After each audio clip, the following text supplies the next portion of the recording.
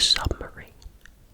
Now, before we get into today's episode, I'd like to remind you that I have started a Patreon. This is to help me fund this channel. Currently, I think on Patreon I'm getting about $60 a month, and my Adobe Creative Cloud subscription costs about $80 a month. So I'm almost, at zero, and it'll be cool if I can start getting a net profit from this channel, so I can buy things like props, equipment, upgrade my lighting and audio. I've been looking into different things I can do to, change the quality of my videos, and I hope that perhaps sometime in the future I'll be able to.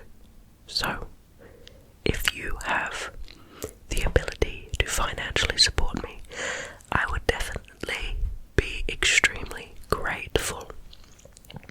There are also a bunch of different bonuses you can get for becoming a Patreon. The main being that you get featured with your name at the end of the roleplay that I release every Saturday. Okay, now without any further ado, if you have anything you'd like me to whisper about, please leave it in a comment below. We start with propulsion, the technology of submarine propulsion. The first submarines were propelled by humans. The first mechanically driven submarine was the 1863 French plongeur, which used compressed air for propulsion.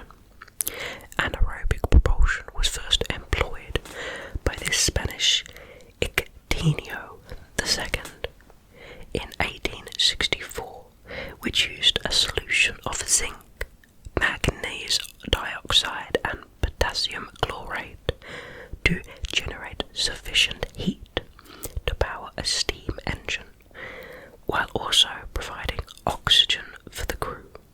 A similar system was not employed again until 1940, when the German Navy tested a hydrogen peroxide-based system, the Walter turbine, on the experimental V-80 submarine, and later on the naval U-791 and Type XV-11 submarines. Or 17. This system was further developed for the British Explorer class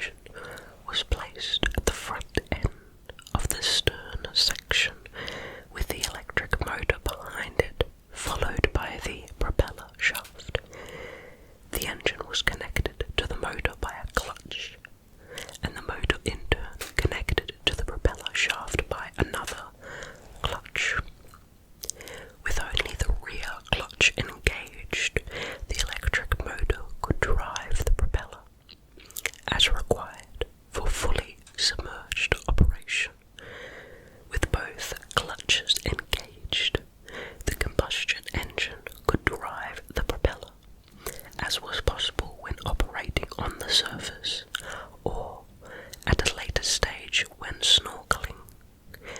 The electric motor would in this case serve as a generator to charge the batteries, or, if no charging was needed, be allowed to rotate freely. With only the front clutch engaged, the combustion engine could drive the electric motor as a generator for charging the batteries without simultaneously forcing the propeller to move. The motor could have multiple armatures on the shaft, which could be electrically coupled in series for slow speed and in parallel for high speed. These connections were called group down and group up, respectively. Now, diesel-electric transmission. I wonder what exactly that actually means. While most early submarines use a direct mechanical connection between the combustion engine and the propeller, an alternative solution was considered as well as implemented at a very early stage. That solution consists in first converting the work of the combustion engine into electric energy via a dedicated generator. This energy is then used to drive the propeller via the electric motor and to the extent required for charging the batteries. In this configuration, the electric motor is thus responsible for driving the propeller at all times, regardless of whether air is available so that the combustion engine can also be used or not. Among the pioneers of this alternative solution was the very first submarine of the Swedish Navy, the HMS Hagen, launched in 1904. While its design was generally inspired by the first submarine commissioned by the US Navy, the USS Holland, it deviated from the latter in at least 3 significant ways: by adding a periscope, by replacing the gasoline engine by a semi-diesel engine, a hot bulb engine primarily meant to be fueled by kerosene, later replaced by a true diesel engine, and by severing the mechanical link between the combustion engine and the propeller, by instead letting the former drive a dedicated generator. By so doing, it took 3 significant steps towards what was eventually to become the dominant technology for conventional, i.e. non-nuclear, submarines. In the following years, the Swedish Navy added another 7 submarines in 3 different classes, using the same propulsion technology, but fitted with true diesel engines rather than semi-diesels from the outset. Since, by that time, the technology was usually based on the diesel engine rather than some other type of combustion engine, it eventually came to be known as the diesel-electric transmission. Like many other early submarines, those initially designed in Sweden were quite small, less than 200 tons, and thus confined to littoral operation. When the Swedish Navy wanted to add larger vessels capable of operating further from the shore, their designs were purchased from companies abroad that already had the required experience. First the Italian and later German. As a side effect,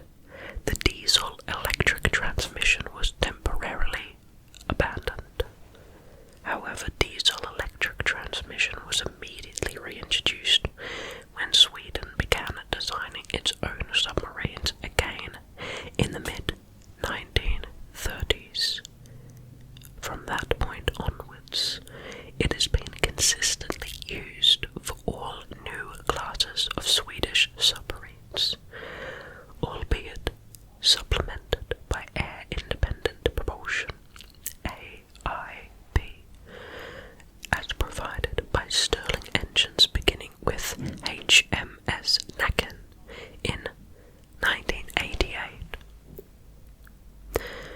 Another early adopter of diesel-electric transmission was the US Navy, whose Bureau of Engineering proposed its use in 1928.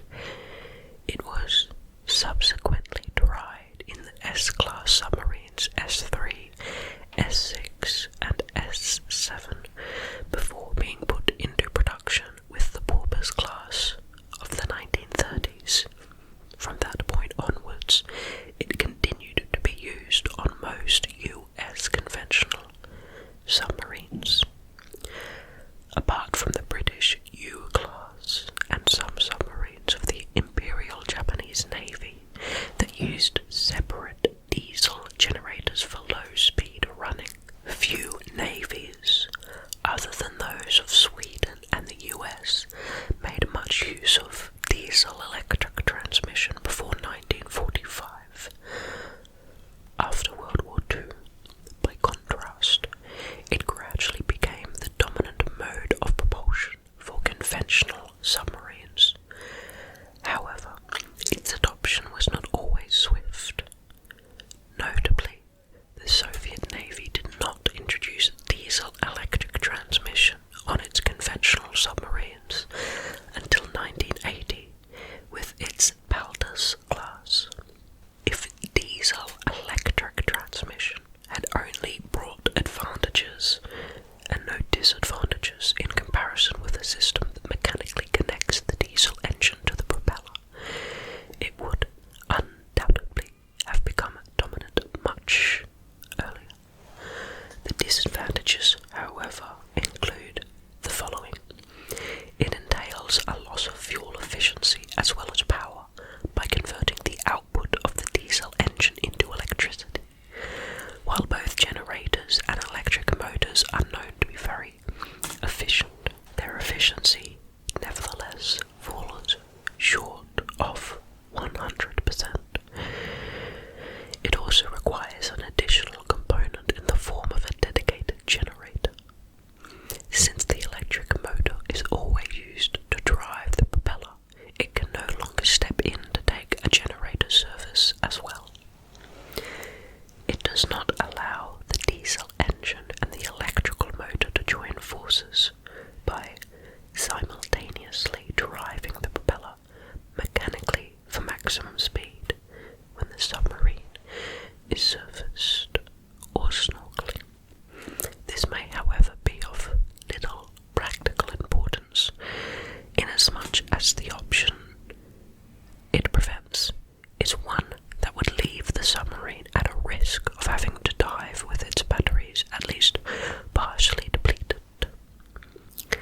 The reason why diesel-electric transmission has become the dominant alternative in spite of these disadvantages is of course that it also comes with many advantages, and that, on balance, these have eventually been found to be more important.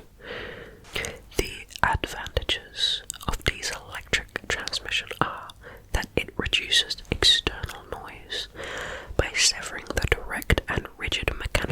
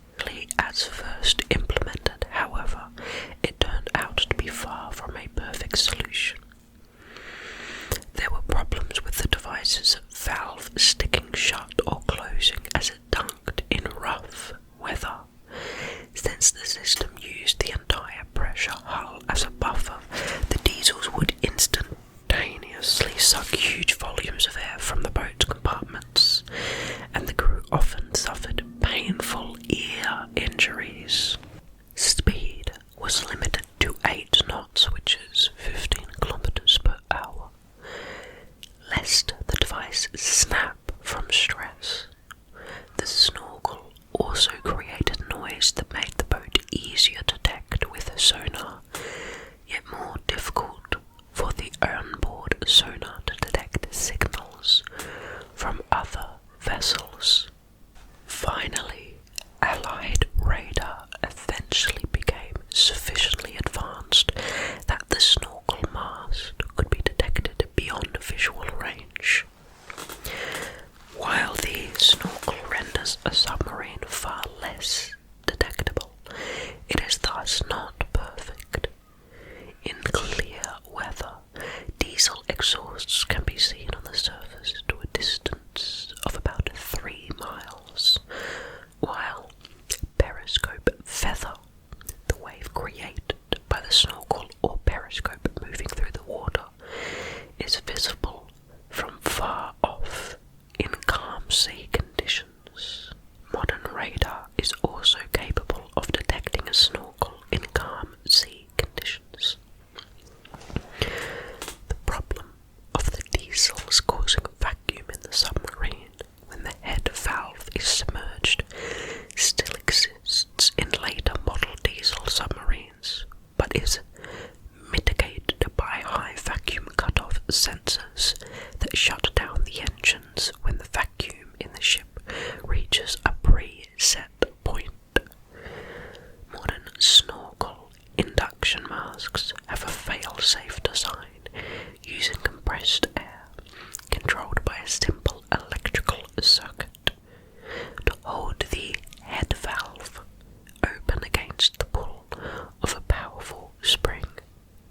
Seawater washing over the mast shorts out exposed electrodes on top, breaking the control and shutting the head valve while it is submerged. The US submarine did not adopt the use of snorkels until after World War II. Interesting. Well, US, you were slightly late on the snorkel debate, but I guess I don't really know how that's changed history. If the United States had got snorkels or snorkel technology earlier, I really can't think of a way that perhaps that would have changed how history played out, but maybe you in the comments have an idea. I hope that you had an amazing day, a good pause, a nice rest, and a good break. Remember, it's important to take time out for yourself so that